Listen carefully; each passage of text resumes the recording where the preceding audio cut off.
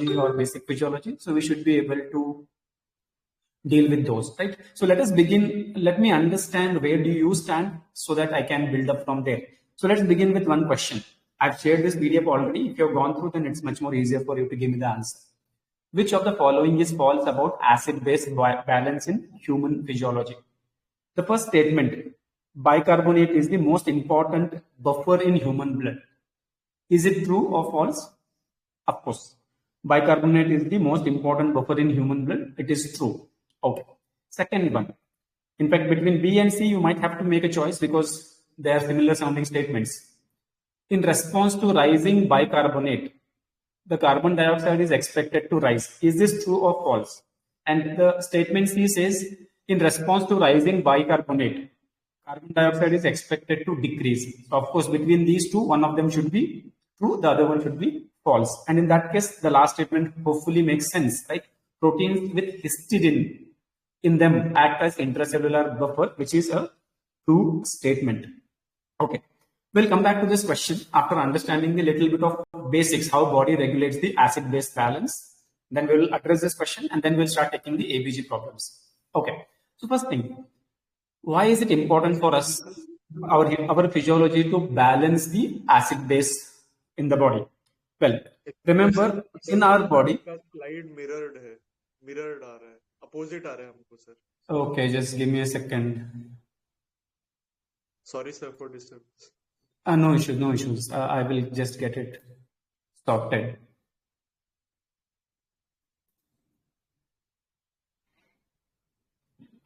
All of you are seeing it as mirrored. Can anybody confirm? Yes, sir. It's mirrored for everyone. Yes. Okay. Because when we did a demo streaming, it was coming regular. Now, just let me get it sorted. Spencer, take your time.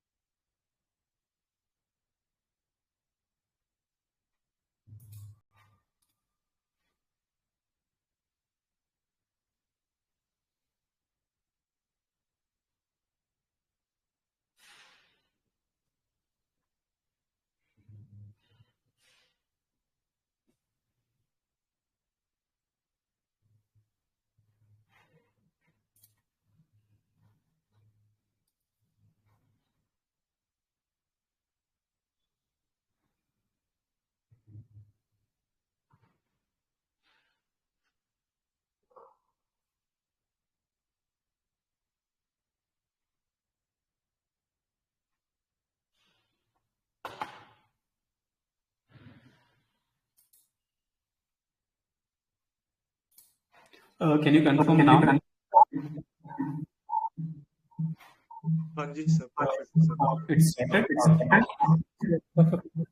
Okay, cool. So we were talking about the acid-base disorder. So let us continue what we were discussing. Okay. So number one, why acid-base regulation is important for human physiology. Remember, our normal pH is 7.35 to 7.45, and we need to maintain the pH in this range itself because our cells are living actively because a lot of biochemical processes are happening, and those biochemical processes, all the enzymes involved in the chemical reactions, are functional only in this pH range, 7.35 to 7.45. That is the optimal pH range.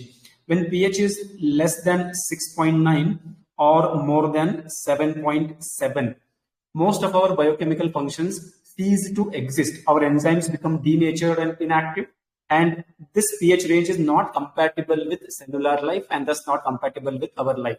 So we need to tightly regulate our pH between 7.35 to 7.45. Now, what is the hurdle in regulating pH in this range? Our body keeps generating a lot of acids constantly. We are not bothered by alkalis. Body keeps generating a lot of acids rapidly. And what are the major sources of acid generation in the body? The tissue metabolism. When we eat food, carbohydrate goes to the tissues. Carbohydrates, basically glucose, is burned to generate ATPs. And as an outcome of this carbohydrate utilization, we generate carbon dioxide. Right? So cellular metabolism generates carbon dioxide, and this carbon dioxide, when dissolved in water, with the help of this enzyme called carbonic anhydrase, becomes carbonic acid. This carbonic acid splits into H plus ions and bicarbonate. So H plus ions are generated by cellular metabolism. Apart from that, if you put the cellular metabolism into anaerobic metabolism, we also end up generating lactic acid. From our diet, we do get in a lot of acidic substances like the oxalic acid. So all of these are the acid load on the body. And when we add acids to the body, the pH is likely to drop below 7.35, and it is not the ideal scenario for the cellular enzymatic activity. So for that reason, we need to get the pH back to 7.35 to 7.45. To understand the acid-base equations, this is one equation that you should always remember. Carbon dioxide and water combines to form the carbonic acid, which splits to H plus and bicarbonate. H plus is our acid and bicarbonate is our base. Now, why this is important for us? Because whenever we increase the acid or decrease the base, or vice versa, increase the base or decrease the acid, our pH is going to go outside the optimal range. When it goes outside the optimal range, we know that cellular functions will not happen properly. So how body will defend against this variation in the pH? The first and the primary defense when pH is going outside the range, our primary defense is, we will call it as buffer system. Primary defense is buffer system. So what is the buffer system? It is nothing but the acids. Like for example, bicarbonate can act as a buffer system. If H plus ions start increasing in the body, that is, we are going into acidic pH, the bicarbonate will take up that H plus ion and form carbonic acid. Remember, this H plus ions are strong acids. On the other hand, the carbonic acid is weak acid. So by combining bicarbonate with the strong acid, we are converting it into a weak acid. So that is how we are minimizing the impact of acidosis. So this is the buffer system. Now buffer system exists inside the cell as well as the extracellular fluid. And the most important buffer system in the extracellular fluid or extracellular compartment is bicarbonate buffer. Bicarbonate buffer is the most important and the strongest buffer system in our physiology. And in the intracellular compartment, we have multiple buffers. One of them is the protein buffers. And when I say protein buffers, the proteins that contain amino acid histidine, because histidine acts as the acceptor of proton. Next one is you also have phosphate buffer. So even phosphates will act as buffer inside the cell. So when there is increasing acid molecules inside the cell, the proteins and phosphates can take it up. When the acid or protons are increasing inside the extracellular compartment, bicarbonate can take it up.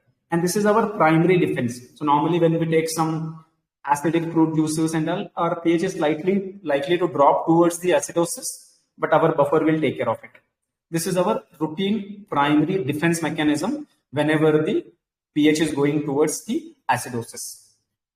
But beyond that, we have some secondary defenses because this is not the very effective defense mechanism.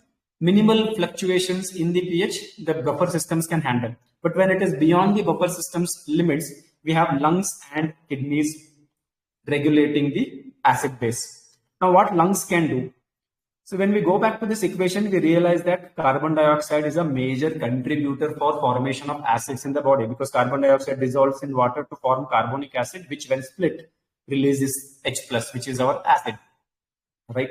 So lungs can play with the carbon dioxide. Either we can excrete more carbon dioxide, exhalation.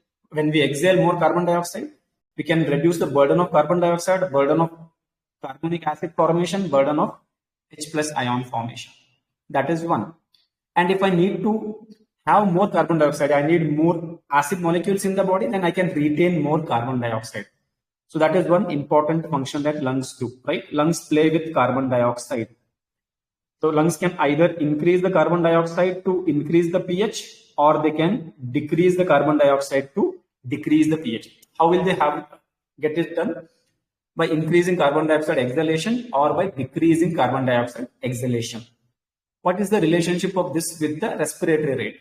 For example, many of you might have noticed that your seniors, when they are about to get into their exams, they become panicky, they start hyperventilating, and they even end up developing the signs of hypocalcemia, tetany features. And when they are taken to the hospital, doctors, instead of giving them calcium infusions because they're having signs of tetany, doctors give them a closed bag to breathe into. Why do we do that? Why? Instead of giving calcium to a patient who has presented to me with hypocalcemic symptoms, I'm asking him to breathe through a closed bag. Well, there is something to do with the respiratory system itself. Please remember, the carbon dioxide levels in the blood are inversely related to alveolar ventilation, which is directly related to respiratory rate. So your blood carbon dioxide, in other words, we measure it as partial pressure of carbon dioxide in the arterial blood, is inversely related to alveolar ventilation. Alveolar ventilation. And remember, alveolar ventilation is directly related to respiratory rate.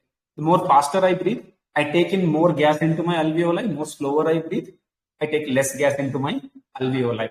I exhale less gas or I exhale more gas depending on my respiratory rate. So if I hyperventilate, I will clear more carbon dioxide and my blood carbon dioxide will decrease, because alveolar ventilation increased, blood carbon dioxide will decrease. Or if alveolar ventilation decreases, blood carbon dioxide will increase. That's what happens in COPD. In COPD, alveolar ventilation is decreased. So that's why they are able to have higher blood carbon dioxide. And when someone is going through the hysterical hyperventilation or panic attacks, they are hyperventilating. So their alveolar ventilation is increased, so blood carbon dioxide decreases. Okay. So that is one way lungs can help us to balance the pH. Now kidneys will come as the master regulators of acid-base balance. Why they are master regulators? Because they can play with H plus ions. So in this equation, we spoke about the acid, right? So kidneys can help us to excrete H plus ion by acidifying the urine. Second, they can also play with bicarbonate. They can decide how much bicarbonate to excrete or how much to reabsorb. If we need more bicarbonate in the body, we can increase the reabsorption. If I need less bicarbonate, I can excrete the bicarbonate. And also, apart from that, kidneys are capable of producing bicarbonate. So not just deal with increasing or decreasing the excretion, kidneys can also produce bicarbonate. So with respect to kidneys, kidneys are going to play with your H plus ions, right? If required, we can increase its excretion or we can decrease the excretion of the H plus ions. And apart from that, with respect to the bicarbonate, kidneys can produce bicarbonate. Not just decide how much to excrete, they can also produce if required. Plus, we can increase excretion or decrease excretion to meet the requirements. So whenever our pH gets disturbed, goes beyond the normal range, our first defense is buffers. So if it is minimal alteration in the pH, our buffer system will take care of it. And that's what happens from morning to evening. Whenever we take food or get dehydrated, there are slight alterations in our pH, which is kind of taken care of by our buffer system. But when it is beyond the limit of buffer system, the lungs and kidneys are going to come into picture. So if I need to play with carbon dioxide, lungs will come into picture. If I need to play with H plus or bicarbonate, kidneys will come into picture. Okay. Now, as we already know, in our body, H plus is the acid and bicarbonate is the base. Okay. And H plus is indirectly linked to carbon dioxide through this equation. So carbon dioxide, we can take it as acid itself, because once it is dissolved in water, it is going to generate acid. Okay. So carbonic acid is also a weak acid. So you can simplify this whole discussion as carbon dioxide as acid and the bicarbonate as the base. Okay. And let us think of a situation where our buffer system has been saturated. We are not able to buffer the change in the pH that is happening. And now it is left to the lungs and kidneys to balance it. And let us understand how do they do. Okay, so let us take a scenario. Let us say an individual has developed the acidosis because of respiratory dysfunction. He's not able to excrete carbon dioxide. Let us say he's a case of COPD.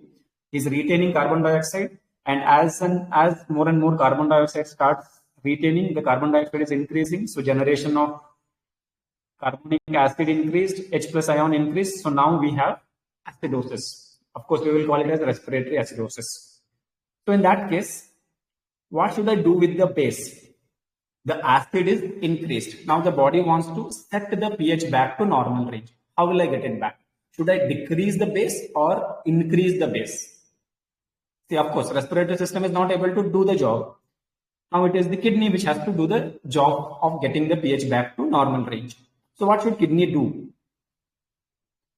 Kidney can play with the acid, that is H plus, and the bicarbonate. Okay. So what should kidney do? If carbon dioxide levels are increased and because of that pH is in the acidic range, kidneys will try to excrete more acid and it should reabsorb more base, right? I hope this point is clear. Kidneys should decrease the base excretion, increase the acid excretion. In simple words, if you remember this image, you will be able to remember the compensatory changes. Now we are taking an example of respiratory system failing, and that's why carbon dioxide is increasing. So when the carbon dioxide increases, carbon dioxide means acid for us. So pH is going towards acidic side, right? So if I have more carbon dioxide, so now the weighing scale is going to tilt towards the acidic side. In that case, if I have to get it back to the normal range, what should I do with the base? Add more base or decrease? Of course, if I add more base, the weighing scale will get balanced, right? So now one side is heavy, the acid side is heavy. So if I want to get it balanced, I have to make the base side also heavy. So if carbon dioxide is increasing, what should happen to bicarbonate? That should also be increased with the help of kidney. Kidney should produce more and decrease the excretion, reabsorb more. Thus, it can increase the bicarbonate. So what do we learn here? Whatever is the primary abnormality in an acid-base disorder. In this example, respiratory failure to excrete carbon dioxide was the primary abnormality, right? Now to compensate for that, kidney also has to increase the bicarbonate. If acid increases, bicarbonate has to increase. So what do we learn? Whatever is the primary abnormality, the compensatory mechanism follows the same direction. If carbon dioxide is increasing, the base, that is bicarbonate, should increase. If carbon dioxide is decreasing, then the pH will be going towards alkalosis. So to compensate for that, bicarbonate should also be decreased.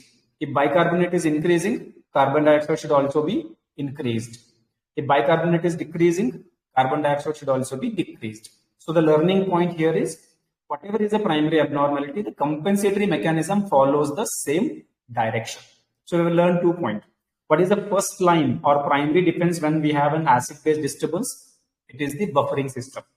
And what is the major buffer in the extracellular compartment? It is bicarbonate. What is the major buffers in the intracellular compartment? It is the protein and phosphate buffers. Okay. What are our second line defenses? Lungs and kidney. What is the master regulator of acid-base balance? Kidneys, because kidneys can deal with both acid excretion as well as base excretion. Okay.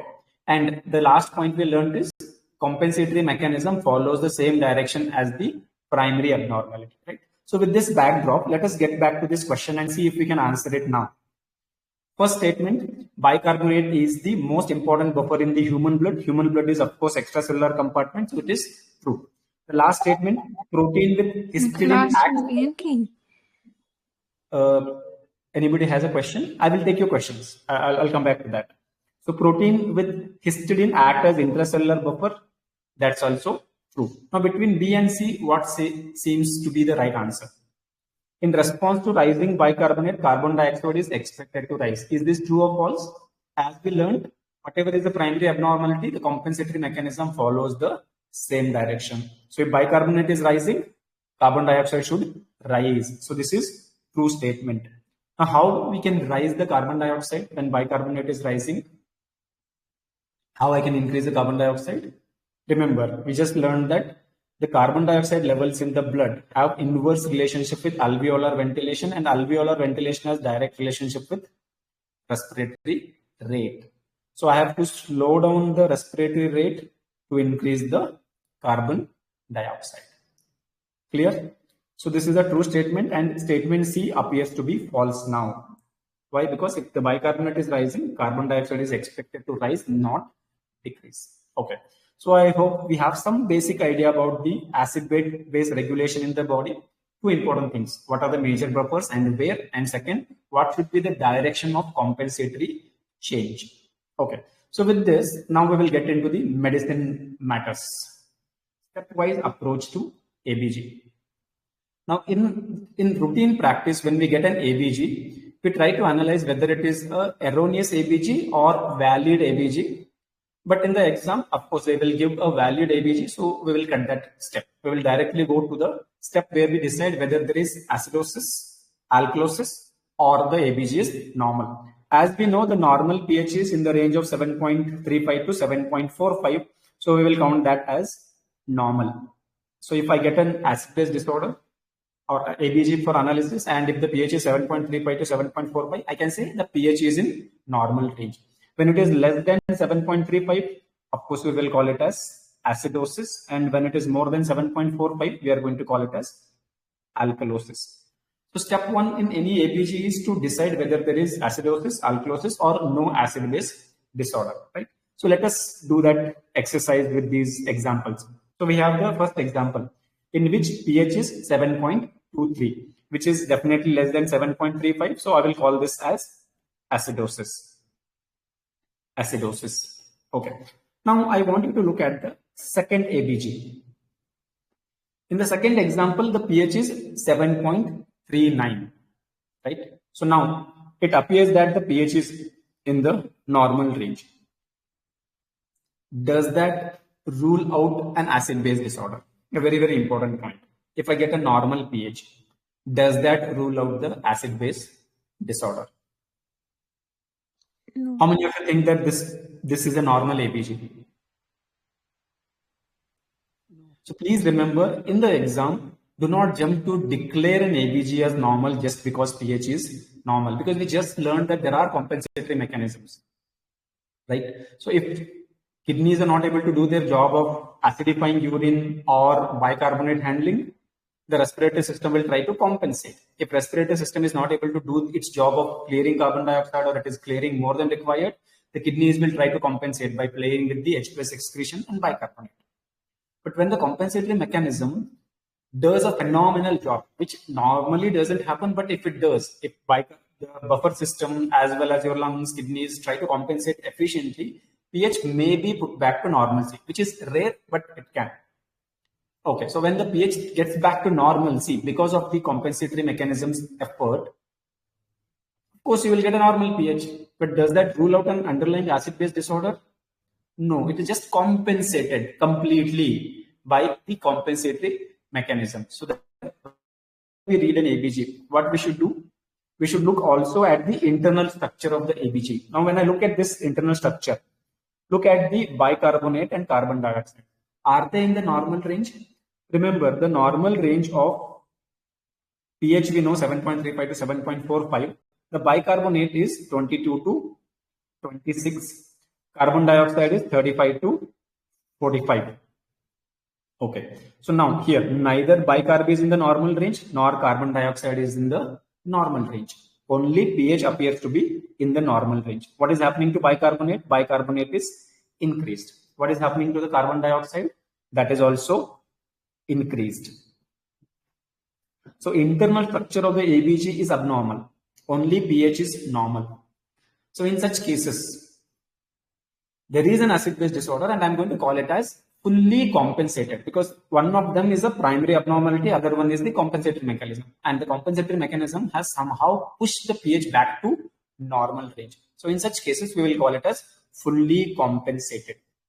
This has been fully compensated. When pH is not back to the normal range, that means the compensatory mechanism has not corrected the pH. Now the question is, in circumstances where it is fully compensated, how will I decide whether primary abnormality was acidosis or alkalosis? Because pH is in the normal range. I know one of them has a problem. Either bicarbonate increase is the primary problem for which carbon dioxide increase is the compensation, or the vice versa. But how will I know whether this patient had acidosis or alkalosis to decide first? Well, remember, we will use mid of this normal range as the cutoff for deciding acidosis or alkalosis if it is a fully compensated ABG. We are referring only to fully compensated ABG. Why this is important? Because whatever is the compensatory mechanism, it generally fails to get the pH back to normal range. If it gets back to normal range also, it never overcompensates. Let us say lungs are excreting too much of carbon dioxide. That means we are getting into respiratory alkalosis. In that case, kidney should excrete too much of bicarbonate. But kidney's excretion of bicarbonate will not push you into a metabolic alkalosis. It can barely be able to manage the pH to come back to normal range, never overshoot the midline. So that is why we will take 7.4 as a cutoff to decide whether we have acidosis or alkalosis if the pH appears to be within normal range. So if it is on this side of the 7.4, I will call it as acidosis. If on that side of the 7.4, we will call it as alkalosis. So now let us look at this number. It is 7.39, means less than 7.4. So it becomes acidosis. So whatever it is fully compensated acidosis. Fully compensated acidosis. The first one is acidosis. It's not fully compensated. Whether there is partial compensation or no compensation, we will discuss that later. But at least we know that first one has acidosis because pH is 7.23, less than 7.35. Second one, pH is back to normal range, probably because of the compensatory adaptations.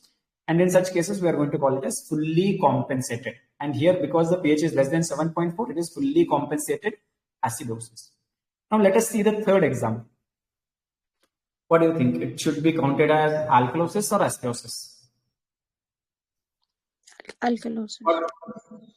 Okay, so what do we encounter here? pH is 7.42. So just don't jump to the decision saying that the last one was less than 7.4, so sir called it as acidosis. So now let me call it as alkalosis. Remember, this rule of 7.4 as the cutoff to decide alkalosis or acidosis applies only when the internal structure of the ABG is abnormal. Now look at this example. pH is in the normal range. Bicarbonate, that is also in the normal range. Normal bicarbonate is 22 to 26. And when you look at the carbon dioxide, that is also in the normal range. Normal carbon dioxide is 35 to 45. So everything is in the normal range. So in such cases, we don't have to apply this 7.4 cutoff. This is a perfectly normal ABG. So in this case, there is no acid-base disorder, right? There is no acid-base disorder. This is a normal ABG, the normal ABG. So what is the approach we have learned? Let me summarize it. First thing you have to see in any ABG is the pH. So of course we know if pH is less than 7.35, we will call it as acidosis. More than 7.45, we will call it as alkalosis. But if the pH is normal, it need not always be a normal no acid-base disorder scenario. There still may be a fully compensated acid-base disorder. So what I should do?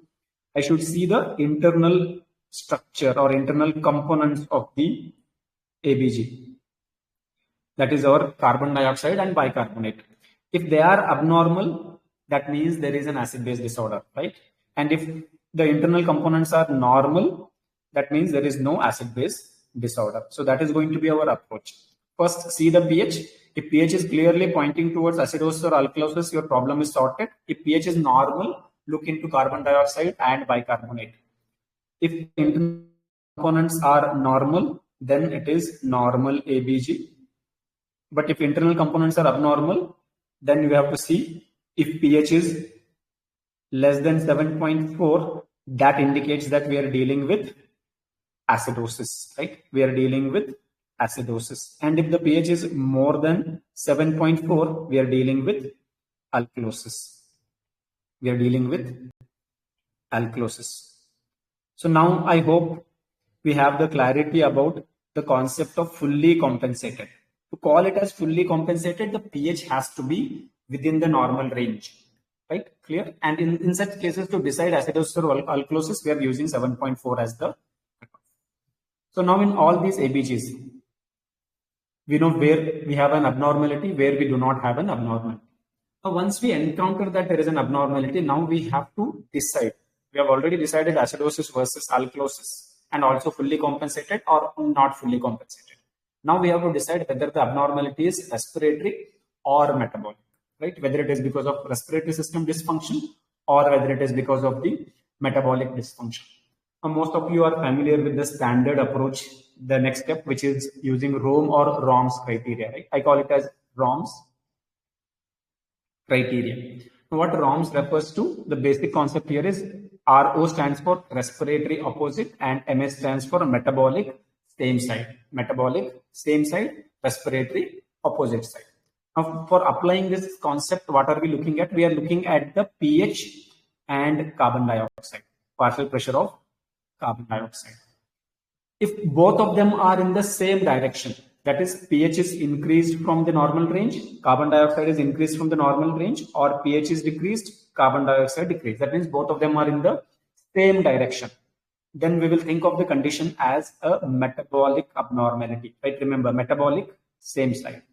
And if the pH and the carbon dioxide are incongruent or they are in the opposite direction, like I have increased pH but decreased carbon dioxide, or I have decreased pH but increased carbon dioxide. In such cases, we will take that abnormality as respiratory. All of you are familiar with this. You might have remembered this as mnemonic, ROM, right? Same ROMS. So let us go back to those numbers and try to apply and decide whether we have respiratory, metabolic acidosis in these examples. So in example 1, what do we notice? pH is 7.23. So I have directly called it as acidosis. Now what I should apply? I should apply ROMS criteria, right? So when I look at the pH, of course, pH is decreased from normal. And what about the carbon dioxide? Carbon dioxide normal is 35 to 45. It is increased from normal. So they are in the opposite direction. Opposite direction means respiratory. So that means I am dealing here with respiratory acidosis. When we are dealing with respiratory acidosis, what is the primary abnormality? It has to be related to carbon dioxide. So increase in carbon dioxide becomes the primary abnormality. Now what should be the compensating organ? Kidneys, right? What should kidneys be doing with bicarbonate? We have learned that the primary abnormality and compensatory mechanisms follow the same direction, right? They follow the same direction. But what is happening here? Bicarbonate is decreased, right? If the carbon dioxide is increasing, our expectation is that the bicarbonate should be increasing. What is happening here? Bicarbonate has not moved in the increasing direction. Rather, it is decreased. So first thing I can clearly say that it is an uncompensated. There is no compensation from the metabolic system. Respiratory has the acidosis. Metabolic, we were expecting that because acid is increasing, we wanted to increase the base. Unfortunately, that is not happening. So I'm going to call it as uncompensated respiratory acidosis. In fact, because it is decreased, it should be at least in the normal range if it is not compensating. Because it is decreased, I would suspect that there may be an additional ABG abnormality. How to find out the additional ABG abnormality, we will discuss later. Now we will apply the same principle to the second example. What is the pH here? 7.39. And as we learned, normal does not rule out acid-base disorder. When we look at the internal structure, it is of course abnormal. And based on that, we have come out with the conclusion that it is acidosis. And we are calling it as fully compensated because pH is in the normal range. Now let us apply the ROMS criteria. What is happening to the pH here? pH compared to 7.4. Remember, in fully compensated cases, we are using 7.4 as the cutoff. So compared to 7.4, it is decreased. And the carbon dioxide is increased. So what does that mean? Our pH and the PCO2 are in opposite directions. So again, that makes it as a respiratory cases, right? So now I'm going to call it as fully compensated respiratory acidosis. Fully compensated respiratory acidosis. And just to make sure that I'm on the right track, let me see whether the compensatory mechanism is following the same direction as the primary abnormality. So because it is a respiratory disorder, increase in PCO2 becomes the primary abnormality, and the compensatory change is expected from the kidney. If carbon dioxide increases, bicarbonate is expected to increase. Normal bicarbonate is in the range of 22 to 26. Here it is 29. So it is increased from normal value. So that is telling me that compensation is happening, and that has helped us to get the pH back to the normal range. That's why we are going to call it as fully compensated respiratory acidosis. Now just to flip, in this case, the first example that we took, instead of bicarbonate as 7, right? Let me say it was 27. I keep the pH same, but bicarbonate from 7, I have made it to 27. Now, how the ABG reporting will change? Looking at the pH, I will still call it as acidosis, right? Applying the ROMS criteria, I will still call it as respiratory acidosis. Can I call it as fully compensated? Of course not, because the pH is not correct. But bicarbonate is 27. Normal is 22 to 26. So it has increased in response to increasing carbon dioxide. What does that mean? Some degree of compensation kidney is trying to do. So in that case, I will change it from uncompensated. I will call it as partially compensated. Partially compensated respiratory acidosis. Now, many times examiners want to play with the words. Instead of calling it as partially compensated acidosis, respiratory acidosis, they will say respiratory acidosis with compensatory metabolic alkalosis. Acidosis के लिए compensation क्या होगा? Trying to create alkalosis by other organ. So instead of saying that it is partially compensated or fully compensated, they might just use the term, like if it is respiratory acidosis with compensatory metabolic alkalosis, or if it is metabolic alkalosis as the primary ABG abnormality, compensation they may call it as, like primary abnormality being metabolic alkalosis with compensatory respiratory acidosis. So we should be clear about those words. So what we have learned so far, how to decide whether it is acidosis or alkalosis, even in fully compensated cases. What is the concept of fully compensated, partially compensated, and uncompensated? If the compensatory mechanism, whatever it is, whether it is carbon dioxide or bicarbonate, if it is not moving, that means it is uncompensated. If it is moving, there is compensation, and this movement has helped us to get the pH back to normalcy, then it is fully compensated. If movement but pH is still outside the range, then it is partially compensated. No movement of the compensatory arm, then uncompensated. It's simple. Okay.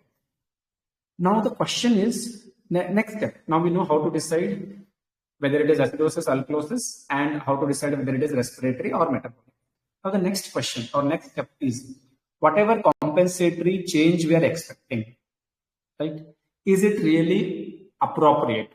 Because like in this case, of course, it is not appropriate. It is very directly on my face, right? Because I'm expecting the bicarbonate to increase. That is not happening. So I know that here, in addition to respiratory acidosis, there is also another metabolic abnormality. Patient may also be having metabolic acidosis. That is why there is decrease in the base.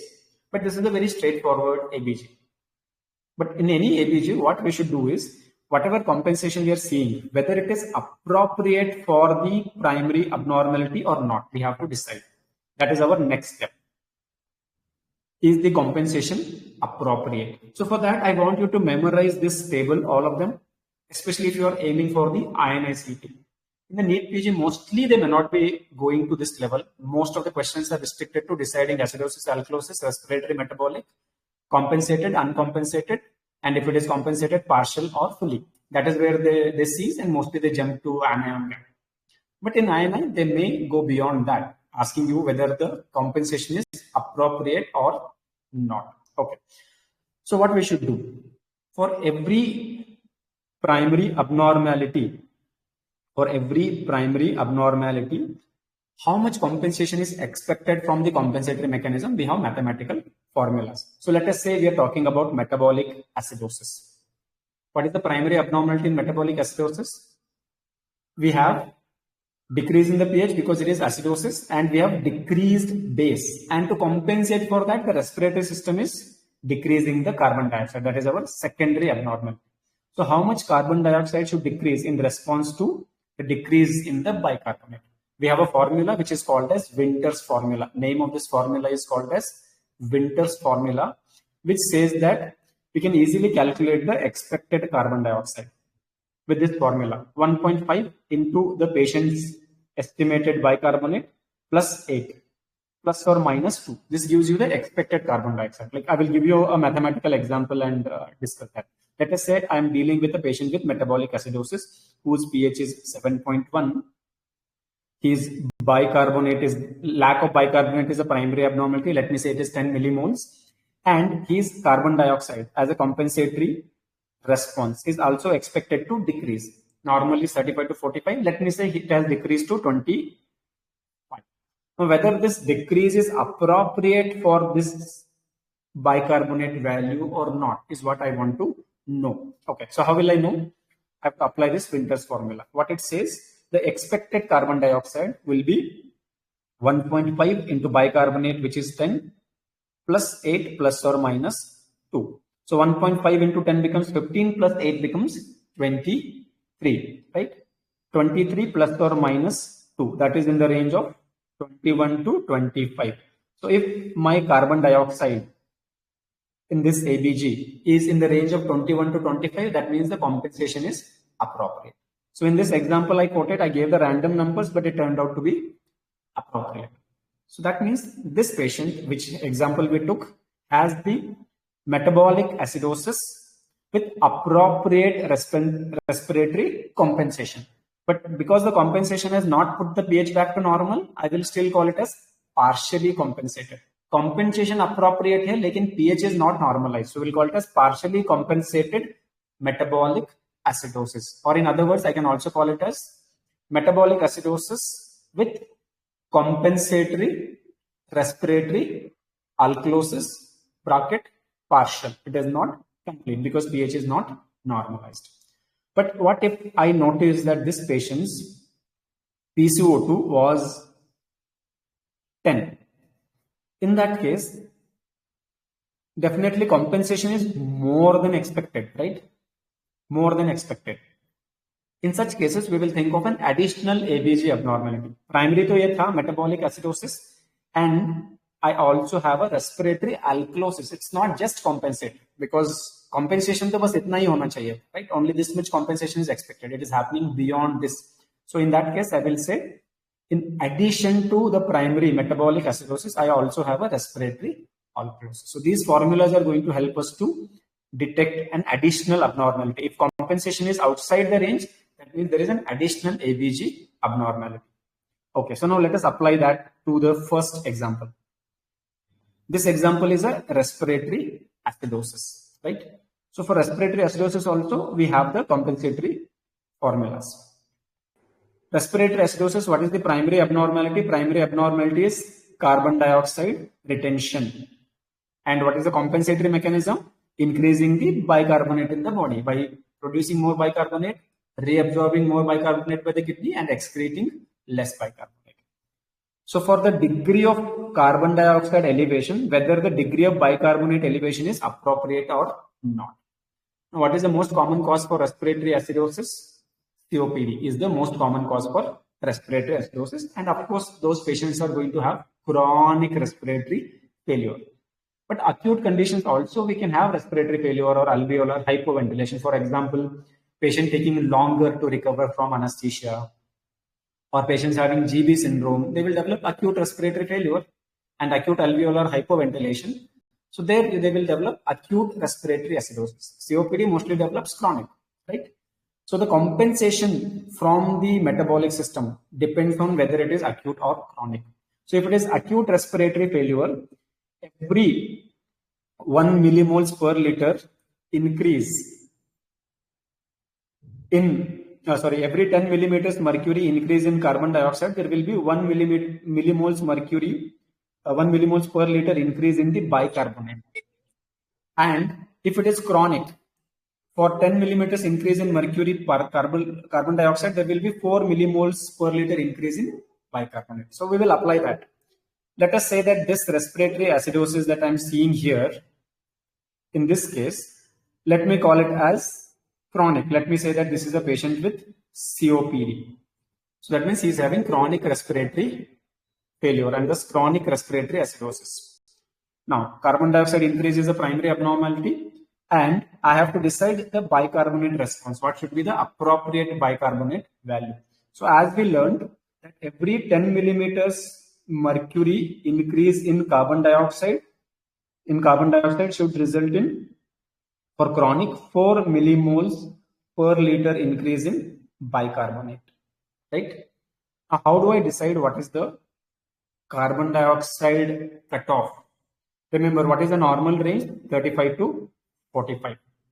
So we will use the mid number as the cutoff, that is 40. So from 40, every 10 millimeters mercury increase in carbon dioxide, bicarbonate is expected to increase by 4 millimoles. So here it is 70, right? So 30 more than 40. So 30 into 4, I'm expecting 12 millimoles per liter rise in carbon dioxide, bicarbonate. And what is the bicarbonate cutoff we are using? Normal range is 22 to 24. So I'm using 26. I'm using 24 as the cutoff. 24 ke upar, above 24, I should have 12 millimoles per liter rise in the bicarbonate. So 24 plus 12 becomes 36. So the expected bicarbonate for this patient is 36. If it is less than that or more than that, there is inappropriate compensation. That means there is an additional ABG disorder. So in this case, definitely the bicarbonate is not as much as expected. That means we have an additional ABG disorder, right? Here bicarbonate appears to be lesser than expected. So I will say there is an additional metabolic acidosis. Plus there is also a metabolic acidosis because it is bicarbonate is less than expected. If instead of 36, I had got 48, that is more than expected. So in that case, I would have said there is a metabolic alkalosis in addition to the primary respiratory acidosis. So those formulas we just discussed will help us to identify additional ABG abnormality. Not important as long as you are aiming for the neet PG. But for IMI, I want you to by heart this. I will share few problems in the Telegram group where you can try to apply these formulas and solve to decide whether it is only one ABG abnormality or there is an additional ABG abnormality. Okay, so that kind of completes our initial approach to ABG, deciding acidosis, alkalosis, compensation partial, full or uncompensated. After that, deciding whether the compensation is appropriate or not for the setting. Now, if I have encountered a metabolic acidosis, in such cases, we will have an additional step. If we are dealing with the metabolic acidosis, we have an additional step. Of course, we don't need to apply this step for the respiratory acidosis or any metabolic as well as respiratory alkalosis cases. This is only applying for the metabolic acidosis cases. Okay. Now, why are we applying it? Because normally when we have acidosis, metabolic acidosis, what all could have gone wrong? One, either the generation of H plus in the body is increased, or I might have, instead of generating H plus, I might have accumulated other acids. For example, lactic acid, like we know lactic acidosis. Or I might have consumed salicylic acid. So when I just want to know whether it is the increased metabolic generation of routine acid, which is our H plus, or some additional acid is being added to the system. This anion gap will help me to identify that, whether it is the routine acid whose production is increased, or whether it is an additional acid being added to the system, right? You will understand that. Now, what is this anion gap? Now, I have a question. In our body, do we have more negative ions or we have more positively charged ions? So remember, guys, in human physiology, we cannot have an imbalance between positive and negatively charged particles, because we know when we have an imbalance, there will be exchange of electrons or protons, and basically when electrons move, it is electricity. And of course, human body is not a battery. So we will always have electroneutrality. The number of cations and number of anions in our body is always equal. Number of positive ions and negative ions is equal. Okay. Then from where this anion gap is coming? So this anion gap is coming from basically when we measure the cations and anions, we don't measure everything. Like what are the major anions in the body and what are the major cations in the body. Cations means positively charged, right? So sodium is the single most important cation in the body, right? Apart from that, potassium is a cation, calcium is a cation, magnesium is a cation. So the list goes on. And what are the common anions? Chloride is an anion, bicarbonate is an anion, right? Apart from that, plenty of your amino acids are negatively charged. There are proteins which are negatively charged. Are we measuring all of them? If we measure all of them, the cations will be equal to anions. But routinely what we measure, especially from the context of ABG or routine investigations, mostly we measure sodium, potassium, chloride and bicarbonate. So of course, when we are measuring only some components, there will be an imbalance. So this anion gap is in normal condition, anions in the body is equal to cations. But when we measure only selectively, we may unveil a gap. So what is this anion gap? Anion gap refers to the difference between measured cations and measured anions. Measured cations and measured anions. Basically, this gap accounts for all those unmeasured anions. Unmeasured anions. So anion gap is equal to nothing but unmeasured anions, because there cannot be a true deficit of anions. It is representing unmeasured anions. If I have an ABG abnormality where I have metabolic acidosis and I get a high anion gap, what does that mean? That means I have added some acid which is basically forming this unmeasured anion. So whenever I have high anion gap, that means an acid in addition to the routinely generated H plus is being added to the human system. Okay. So now let us know the formula for this anion gap. What are the most commonly measured cations? Sodium and potassium. We can ignore potassium for now because how much is the normal potassium? 3.5 to 5.5. It is negligible. What is the normal sodium value? 135 to 145, right? So that's why formula will take into account sodium as our major anion. And what are the most important measured cations? Chloride plus bicarbonate. Chloride plus bicarbonate. And what is the normal gap when we measure it? The normal gap turns out to be 18 to 12 millimoles per liter. For the practical scenario, like for the exams, you can use the 12 as the number. So if the anion gap is less than 12, you can say there is no anion gap. Means there is no increase in the anion gap. And in such cases, metabolic acidosis will be called as NAGMA. Non-anion gap metabolic acidosis or normal anion gap metabolic acidosis. On the other hand, if the anion gap is more than 12, we will call it as high anion gap metabolic acidosis or AGMA.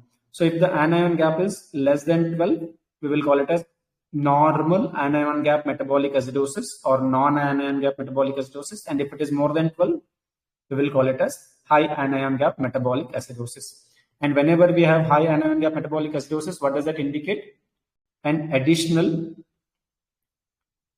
acid is added to the system. Acid is added to the system.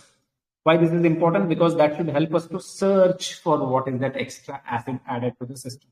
It's not because of the tissue generation of increased generation of H plus, but rather one more acid is being added to the system. Of course, in the exam, they will ask what are the common causes for the high anion gap metabolic acidosis. Okay. So what we will do is, before we know the causes for NAGMA and HAGMA, we will just go through an example and see whether we can calculate the anion gap here, decide whether it is NAGMA or HAGMA, and then we will come back to the further discussion. Okay. So let us approach whatever we have learned so far. We have pH here, which is 7.18. That makes it clearly acidosis. Once we have decided whether it is acidosis or alkalosis, next step is to decide respiratory or metabolic. What is the principal? ROMS, right? So here, carbon dioxide is normal is 35 to 45, appears to be decreased. pH is also decreased. That means they are in the same direction. Same means metabolic. So of course, I'm dealing with metabolic acidosis. Now that I know that this is metabolic acidosis, primary abnormality here will be, metabolic means kidney, right? So primary abnormality is decreased bicarbonate, and decrease in carbon dioxide is the compensation, that is the secondary abnormality. So of course I will not be able to call it as fully compensated because pH is not normalized. So what will I call it as? It is partially compensated metabolic acidosis. Okay. Whether the compensation is appropriate or not, of course, we can apply the formula and calculate. Usually examiners are not going into it routinely, so I will leave it to you to apply the formula later and calculate. What we will focus here now, we will focus on deciding the anion gap. So whenever we have metabolic acidosis, we have an additional step, that is deciding the anion gap. So what will be the anion gap? Formula is sodium is the major cation minus two major anions, that is chloride plus bicarbonate. So how much is sodium here? 146 minus. How much is the chloride here? 129. And how much is the bicarbonate? It is 11. So what will be the anion gap here? 129 plus 11 becomes 140, right? 146 minus 140. So what is the anion gap? Correct if my mathematics is wrong, because I'm poor in mathematics. That's why I got into medicine. So anion gap appears to be 6. Of course, it is less than the normal range of 8 to 12. So we can even call it as lagma or low anion gap metabolic acidosis. Or more simplistically, you can say there is non-anion gap metabolic acidosis. It is not more than 12, right? So I would rather label it as non-anion gap metabolic acidosis. For someone who wants to be more precise, we can call it as low anion gap metabolic acidosis. So what does that mean here? There is no additional acid being added. There is no additional acid being added. Okay. Now the same ABG, if I flip the number and say that this chloride is 100, in that case, what will be my anion gap? 146 minus 100 plus 11. So that will be 146 minus 111. So how much that will be? 35, right? Correct me if I'm wrong. So in that case, this will become a case of high anion gap metabolic acidosis. So when I have high anion gap metabolic acidosis, it is not routine increase in H plus, but some additional acid being added. So now let us look into the causes for non-anion gap metabolic acidosis and high anion gap metabolic acidosis. That will be the last level of questions that they will ask. What are the common causes for high anion gap metabolic acidosis? There are two ways to remember it. Basically, both are mnemonics. One is mud piles, which is traditionally being described in the textbooks from ages. The second one is gold mark. Gold mark. Okay. You can follow whichever is more convenient for you. Okay. So one of the causes for high anion gap metabolic acidosis is methanol poisoning. Okay. Then, because methanol poisoning leads to formation of formic acid, and formic acid is acid, an additional acid being added to the system, right? Uremia. So in CKD, what kind of metabolic acidosis we are getting? Uremia causes high anion gap metabolic acidosis. So in CKD, we are getting AGMA. That is again an important MCQ point. In diabetic ketoacidosis, right? Acidic ketone bodies, extra ketone bodies being added, which are acidic in nature. So basically, another acid is being added to the system. That is the basic concept of high anion gap metabolic acidosis. Okay. Then metformin, paraaldehyde. What fenformin or metformin do? They cause lactic acidosis. Well-known side effect of metformin. Lactic acid and additional acid being added to the system. Okay. Then I for INH and iron toxicity. L, we just spoke about it. Lactic acid extra being added to the body. Right? Then ethanol and ethylene glycol for E, and salicylate, salicylic acid. Whenever an extra acid is added, it will become high anion gap metabolic acid. Okay. So this way you can remember with the mnemonic mud piles or the gold mark. Then what are the causes for non-anion gap metabolic acidosis, where anion gap is less than 12? Okay. There's a mnemonic to remember it. Used part. Used part, where U stands for urinary diversion or ureteroenterostomy. S stands for small bowel fistula. E for extra chloride being added to the system. D for diarrhea, again an important MCQ point. In diarrhea, what kind of acidosis we get, right? We get non-ion gap metabolic acidosis, pancreatic fistula, Addison's disease, use of drugs like acetazolamide, renal tubular acidosis, and drugs like tenofovir or topiramate. I want you to by heart both of these because this is where the examiners are going into these days for questions. Like they give an ABG, they ask you to decide what is the anion gap, and after that they ask which of the following is most likely or least likely cause. So once you know that the anion gap is normal or increased, you will be able to pick up the right answer. Okay. Now, if the examiner wants to make it even more difficult, the last level of ABG question, what will that be? There is an additional thing called as delta gap. That is basically to assess whenever I have a metabolic acidosis, whether it is truly just the metabolic acidosis or there is an additional ABG abnormality. Like, do I have an additional respiratory acidosis? Like, just to give you an example, let us say I have got a patient with COPD. COPD traditionally is known to cause carbon dioxide retention and he should get respiratory acidosis. And this COPD patient is fed up of his life and decides to kill himself by taking too many aspirin or salicylic acid preparations. Now he has got salicylic acid poisoning, right? Salicylate toxicity, plus he has COPD. So he may be having metabolic as well as respiratory acidosis, right? So now I have identified the metabolic acidosis, but whether there is an additional respiratory acidosis, well, that is what the delta gap will help us to identify if there is an additional ABG abnormality. Okay, so there are formulas for it. Of course, what we will do is I want you to go through this table, and once you're thorough with this table, I will do one more session on the ABG where we will take up a little more difficult ABGs where there is an additional abnormality or we have to apply the delta gap. Because if you do not by heart or remember this table, then mostly we will not be able to apply it in mathematics or things will go above our head. Okay. So I will give you a quick summary of the points that we have discussed. Whenever we have an ABG to decide whether there is an abnormality, what we have to see? We have to see the pH first. If the pH is outside the range, we clearly know either there is acidosis or alkalosis, but if it is within the range also, look at the internal components. If internal components are abnormal, carbon dioxide and bicarbonate are abnormal, it is still an acid-base disorder, and to decide acidosis or alkalosis, apply 7.4 as the median or the cutoff. Less than 7.4 acidosis, more than 7.4 alkalosis. After that is done, we have decided whether there is acidosis or alkalosis. Okay. And then if acidosis or alkalosis has resulted in pH being back to the normal range, we are going to call it as fully compensated. If pH is not back to normal range, then either it is partially compensated or uncompensated.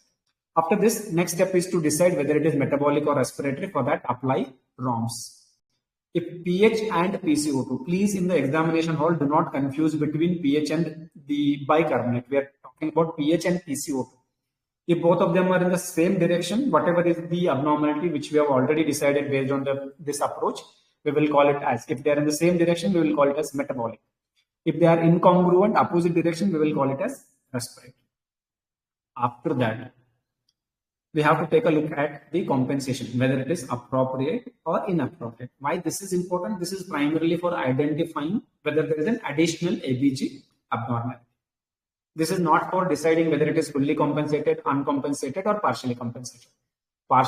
Fully or not is decided by pH. pH not within normal range, we will call it as fully. If it is not within normal range, we have to either call it as uncompensated or partially. How will I decide whether it is uncompensated or partially? We have to see whether the compensatory change is happening or not. Like in the second ABG example, primary abnormality was rise in carbon dioxide, and of course in compensation bicarbonate was also rising. So that means compensation is happening. But in the first ABG, bicarbonate is not rising. Decreasing, that's the second thing, but bicarbonate is definitely not rising. So that means there is no compensation happening. So I will call it as uncompensated here. Okay, here I will say compensated, and I'm going to call it as fully compensated because pH is back to normalcy. After that, to decide an additional ABG abnormality is there or not, I have to see whether the compensation is appropriate or not. If carbon dioxide is decreased, how much is the expected bicarbonate for this decreased carbon dioxide? We can derive from these formulas. If the compensation appears to be outside the expected range, that means there is an additional ABG abnormality. If it is not outside the expected range, within the expected range, then there is only one ABG abnormality. Okay. And once that is done, if you're dealing with metabolic acidosis, we will apply the anion gap as well.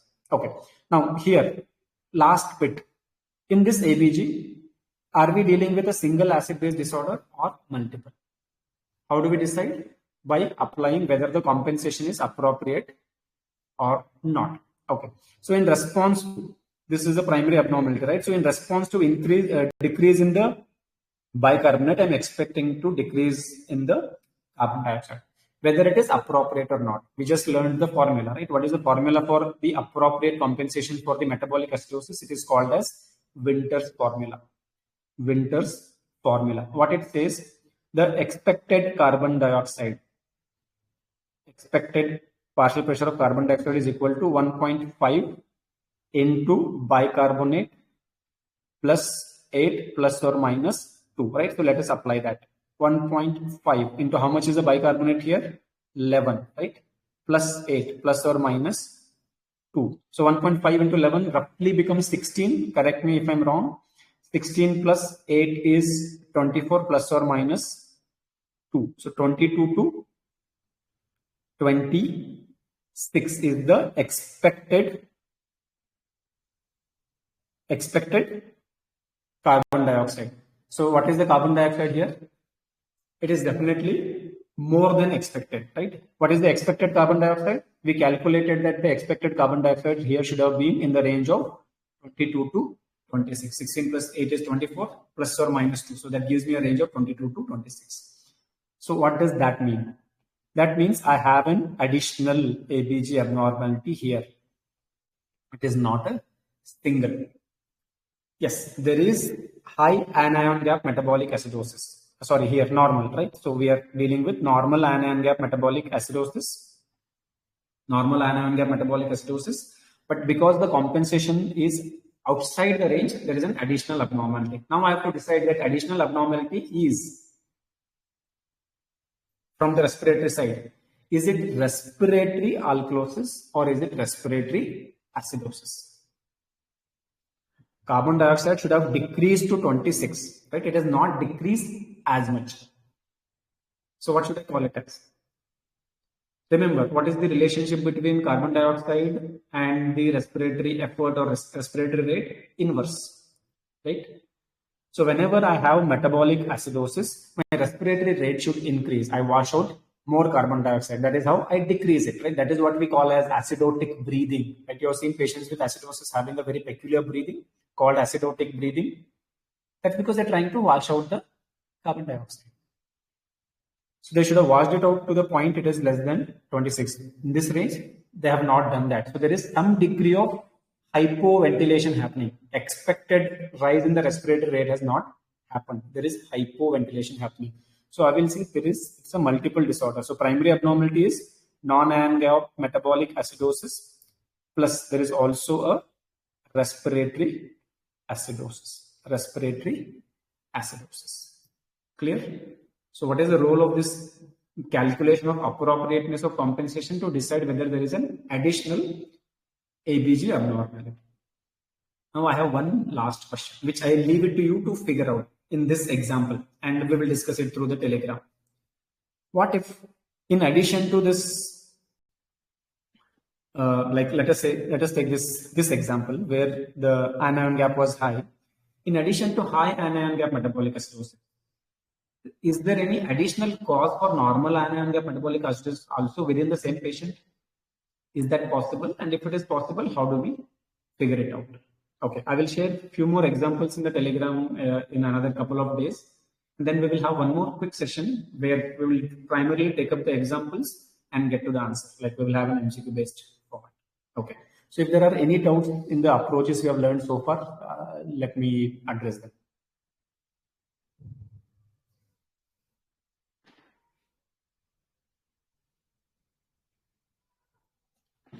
So if anybody has any doubts, you can shoot it to me. Sir, can you repeat what was the question which you asked a few minutes back? Regarding the homework task or? Yes, sir. Homework Okay. task. So the question is, so whenever we have, let us say, a high anion gap metabolic acidosis, right? Let us say the pH is 7.1. Whether this 7.1 pH we have reached purely because of the high anion gap metabolic acidosis, or is there also a normal anion gap metabolic acidosis as the cause? Like, to give you an example, let us say there is a patient who is going through diarrhea. Okay, and we know that diarrhea causes normal anion gap metabolic acidosis, but he has become severely dehydrated. Right, diarrhea has resulted in dehydration, and because of dehydration, he has ended up in a case of shock. And when he is in shock, what will happen to the tissue metabolism? It will shift from aerobic to anaerobic. Right, so anaerobic metabolism will result in increase in lactate. So this increased lactate will give rise to high anion, because there's an additional acid being added. So that will give rise to high anion gap metabolic acidosis. So when I get this patient's ABG, when I approach it the way we approached, I will come out with the conclusion that this is high anion gap metabolic acidosis, but an underlying normal anion gap metabolic acidosis will be missed in the approach that we follow. So how do I identify whether this is purely because of AGMA or there is an additional normal anion gap metabolic acidosis? So there is a role of delta gap that is there in this table. So approach few questions using this table for the delta gap, and then we will take up some problems and we will solve in one more session. Okay. So if there are any more doubts, I'll take it up. Otherwise, I'll wind up, and I'll hope to see correct answers on all the ABG questions posted on the Telegram in the coming days. Sir वो AG का मतलब क्या है table में? AG refers to anion gap. Okay, so again let me summarize. ये जो traditionally है, जब 12 के ऊपर होता है तो we call it as AGMA और high anion gap metabolic acidosis. 12 से 8 के रेंज में होता है तो NAGMA और normal anion gap metabolic acidosis. Less than 8 we will call it as low anion gap metabolic acidosis और LAGMA. But common parlance में हमने क्या किया है, when I say high, instead of high anion gap हम simply बोल देंगे कि anion gap metabolic acidosis है. And when I want to say that anion gap is not high, we will simply say non-anion gap metabolic acidosis. So here AG refers to anion gap, which is equal to high anion gap metabolic acidosis, and baki to NAGMA, right? So this appropriateness of compensation, उसके लिए anion gap का कोई direct relationship नहीं है. Simple Winter's formula apply करेंगे. Anion gap is only to decide whether I should think of conditions like lactic acidosis, an additional acid being added, or it is the normal additional acid generation, the H plus ion generation in the body. Okay. And then if I am thinking of AGMA plus NAGMA in a single patient, that is where the delta gap will come into picture. What is this delta gap? Delta gap basically refers to delta matlab kya hai? Difference between two values. So here we are looking at a ratio of difference between the normal anion gap and the patient's anion gap. That is the, like normal anion gap हमने कितना तय किया था 12, and what is the patient's anion gap? That difference is the delta anion gap. And what is the delta bicarbonate? Difference between the normal bicarbonate and patient's bicarbonate. Normal का range कितना है 22 to 26. We will use 24 as the median. So 24 minus patient bicarbonate. So this difference is called as delta bicarbonate. And the difference between the normal anion and the patient's anion gap is called as delta anion gap. And the ratio, if the ratio is less than 0.8, that means in addition to AGMA, you also have a additional non-anion gap metabolic acidosis. And if the ratio turns out to be more than 2, in addition to a high anion gap metabolic acidosis, you also have a metabolic alkalosis. So this formula will help us to deal with more complex ABG questions. In the exam, I'm not expecting them to give these kind of questions because it will take more than 2 minutes time to come to the conclusions. So it is not fair on part of the examiners to go to that point. Or if they're going to that point, they will partially solve. They will mention that there is a high anion gap metabolic acidosis, and then they will give you the values. So you don't have to decide whether it is acidosis, alkalosis, metabolic, respiratory, and they build it from there. ताकि आपके time save हो सके. So I will share few questions where there are only single AGMA and few questions where there is a high anion gap plus a normal anion gap. You apply this formula and let me know in the Telegram whether you get the right answers. Okay, so if there are no more doubts, then we will wind up for today. Please watch out for the Telegram for some questions. Doubt है Okay, yeah. Sir delta के formula में if there is a numerator और denominator if any one of them comes as a negative sign तो वो overall 0.8 के नीचे ही रहेगा ना sir See, okay. Let us, okay, can you give some numbers so that we can calculate? Sir मैं भी वीक हूँ सर मैथ्स में Because see, the normal bicarbonate का रेंज कितना है 22 to 26, right? Normal anion gap का rate कितना है 8 to 12. We are applying this delta gap only for high anion gap metabolic acidosis cases. This is not applicable to pure normal anion gap metabolic acidosis. Okay, so in such cases, only when we have an additional non-anion gap metabolic acidosis, this will come less than 0.8. If it is purely a high anion gap metabolic acidosis, of course it will come more than 0.8. But if it is a pure normal anion gap metabolic acidosis, या फिर शुरू में ही anion gap हमको normal मिला है, then we don't have to calculate the delta gap. So this is only applicable to unearth or unmask nagma hidden under a high anion gap metabolic acidosis. So high anion gap हमने already कर ही लिया है, so it will only come less than 0.8 if there is an additional nagma. Otherwise, it will anyway come more than 0.8. But if you apply it to a nagma, yes, it can turn out to be negative because जहाँ पे delta gap will be negative. Like let us say normal anion gap for the patient it is 10, normal is 8 to 10. In that case, it will be in minus, right? But we are not applying this for a pure nagma cases, right? Only when anion gap comes high, I will apply this to see if there is also an additional normal anion gap metabolic acidosis. So just to give you an example, right? Let us say there is a patient with pH which is 7.1. We know it is acidosis, right? Let me say bicarbonate is 12 and PCO2 is 22, sodium is 140, chloride is 100, and bicarbonate we have already seen, right? So in this case, if I apply this is acidosis, carbon dioxide is decreased, pH decreased, so it is metabolic acidosis. And when I calculate the anion gap, how much it is going to come to be? 140 minus 100 plus 12, that is 112. So the anion gap turns out to be, how much is it? 140 minus 112, 28. Correct me if I'm wrong, right? 28. So it is definitely high. Only in these circumstances I will go for the delta gap. So let us calculate the delta gap. Now delta anion gap, how much it is?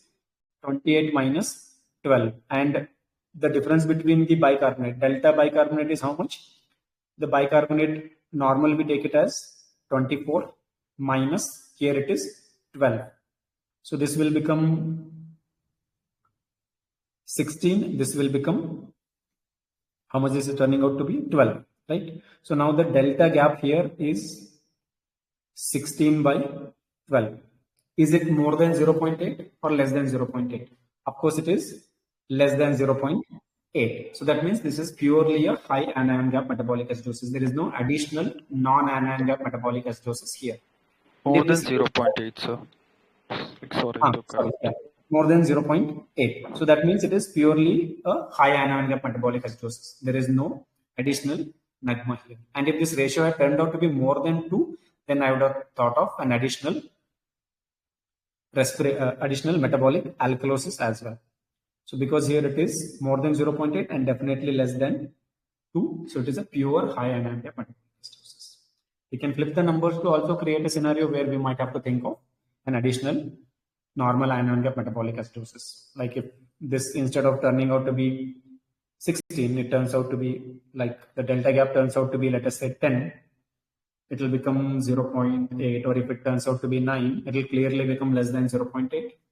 In such circumstances, the diagnosis will turn out to be high anion gap metabolic acidosis plus a normal anion gap metabolic acidosis. Okay. So anything more to address?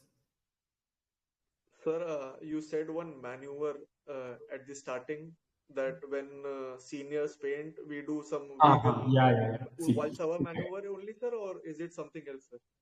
No, this is related to what we are discussing. So the scenario is patient has got stressed because of the exam and he is hyperventilating as part of anxiety or panic. In the past, we used to use a term called as hysterical hyperventilation. I don't know if psychiatrists still accept that terminology. So when we hyperventilate, we just learned that carbon dioxide clearance is related to alveolar ventilation, right? Higher the alveolar ventilation, more is the carbon dioxide clearance. There is an inverse relationship between blood carbon dioxide and alveolar ventilation. So when I'm hyperventilating, alveolar ventilation is increased. So I will wash out carbon dioxide. So my blood carbon dioxide will decrease. So when the blood carbon dioxide decreases, it will lead to the decrease in the blood calcium. There are two ways to explain that. One way of explaining that is carbon dioxide and your H plus. They compete for the albumin. Sorry, not the carbon dioxide. The calcium and H plus compete for binding the albumin. Okay. Now, if I wash out the carbon dioxide, what will happen to the amount of H plus in the body? Remember this equation always.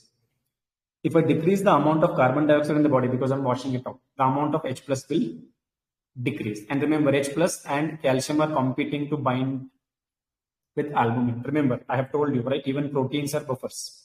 So, albumin bind करने के लिए H plus and calcium are competing. But if I decrease H plus, what will happen? Calcium has no much competition. So, calcium will go and bind to the albumin. So, the free bioavailable calcium will now come. So, in that case, what will happen? You will have the symptoms of hypocalcemia. But if I give more calcium, what will happen? It will go and bind to albumin again. So, giving calcium will not solve this patient's problem. What will solve the patient's problem? Because all of this is happening because there's a competition between H plus and calcium, and H plus is losing the competition because its level is decreasing. So only when I increase the H plus, it will go and bind albumin, and calcium will be circulating in free form. So what we do, what is the root cause? All of this H plus decrease because of decrease in carbon dioxide. So what we do, we ask the patient to breathe in a closed bag. So whatever carbon dioxide he is exhaling, he will rebreathe it. So by rebreathing, he will start increasing his blood carbon dioxide level. So as the blood carbon dioxide level start increasing, the H plus level starts increasing. So this H plus will start occupying the albumin and the calcium will be freed. So now I have sufficient amount of ionized calcium and my hypocalcemic symptoms will disappear. So that's why instead of giving calcium to these patients, we ask them to breathe in a closed bag. It's a very common scenario, especially just before the exam, especially among the teenagers, particularly females. We see a lot of them presenting with these hypocalcemic symptoms, classical tetany features. And all we do is give them a polythene bag and ask them to rebreathe for a few minutes. Slowly their carpophyral spasm and other hypocalcemic symptoms will disappear. But instead, if I give calcium, the calcium will go and bind the albumin and the ionized calcium will not improvise quickly. Okay, so I hope that addresses it. Okay, so if any more doubts are pending, we will take it up. Or if all are sorted, then we will wind up for today. Okay, so then we will wind up. We will continue our learning through the Telegram. And any doubts, feel free to ping me on the Telegram. Whenever I find time, I'll definitely respond. Thank you, sir. Good night. Thank you. Thank you, everyone. Thank you, sir. Good night. Good night, guys. Bye.